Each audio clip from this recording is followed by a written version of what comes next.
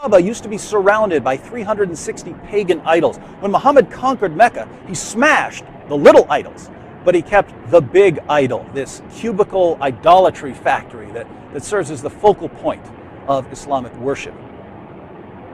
I find this ironic because unlike so many other people in the world, you Muslims understand that God created us, and that because God is the ultimate source and sustainer of all that exists, we have certain obligations. One of which is not bowing down to stolen pagan temples.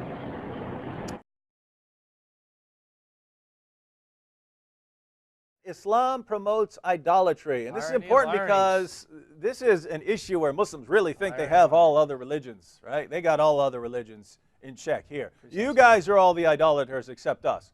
Now, as I pointed out in other contexts, false prophets don't come to you and say, hey, let's commit a bunch of idolatry. They come to you and say, hey, let's bow down and show special reverence to this thing over here. But when we do it, it's not idolatry.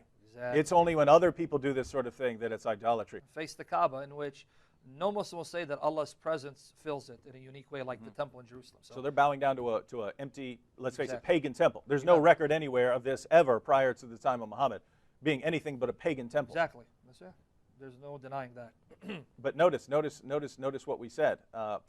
False prophets don't come to you saying, hey, let's go commit a bunch of idolatry.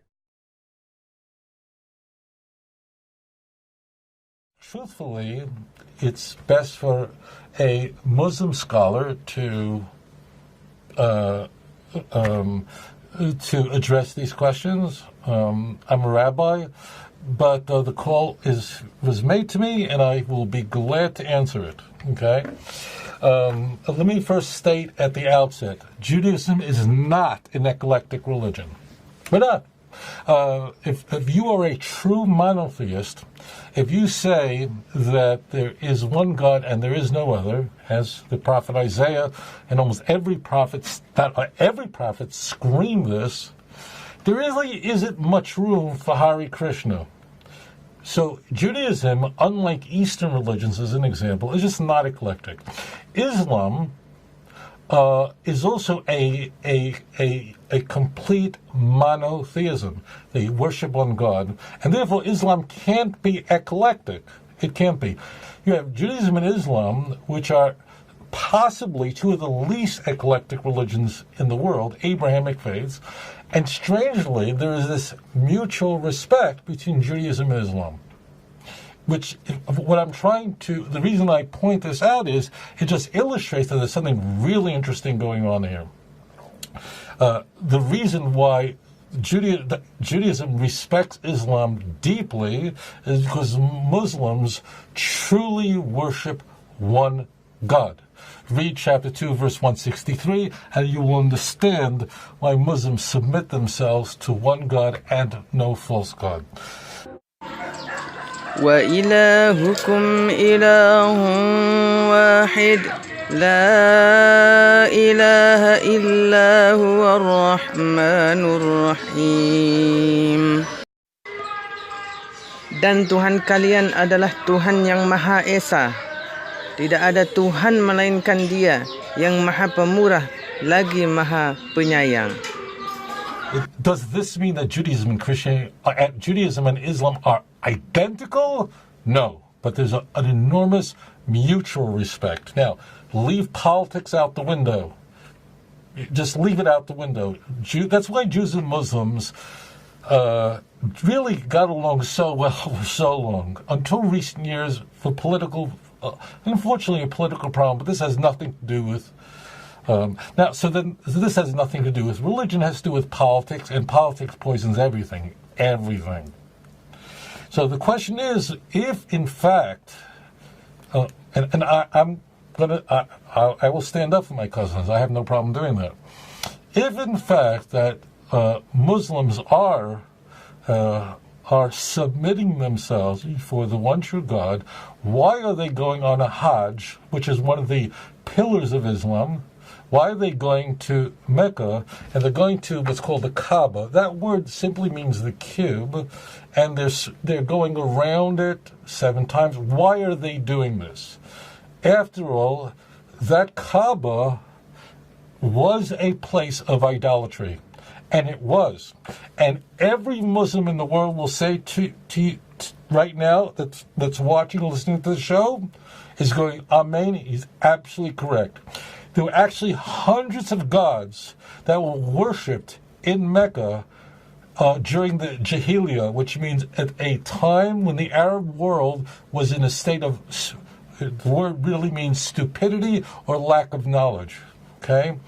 The key point of the Kaaba is that following the advent of Islam, meaning of Muhammad's message to his constituents is, and it's really in Islamic tradition, I should correct that, following the teachings of the Quran, Muslims then took what was a place of idolatry and transformed it into a place where one God is worshipped. So therefore, every Muslim will say, of course the Kaaba was a place where hundreds of gods are worshipped. This is a very well-known part of the history of the pre-Islamic period of Mecca. Everyone knows that. Everyone knows that prior to the advent of Islam, Arabs in that region were burying their daughters alive. So the key is that when Muslims go on a Hajj, which in the Islamic faith, every Muslim is required to do that if they're able to financially and physically. If they're able to, they're required once in their lifetime to go to Mecca on this Hajj. They're not going there worship a cube, worshiping the Kaaba, which means cube. They are worshiping one God, and they are shouting the name La ilaha illallah.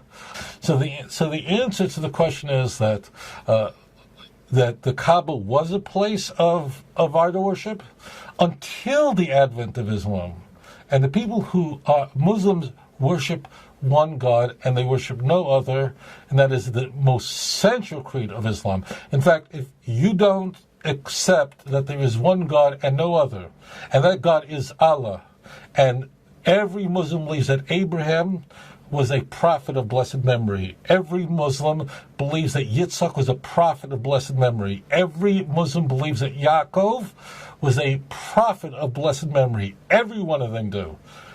There are disputes among Muslims on fine points, but there is no such thing as a Muslim who does not believe in the Quran. Okay? So therefore, yes, the Kaaba was transformed from a place of idolatry into a place of worshiping one God. And therefore, they're not worshiping idols by going to the Kaaba. They're worshiping one God. And that's what they're expressing in their pilgrimage. So that's the answer to your question.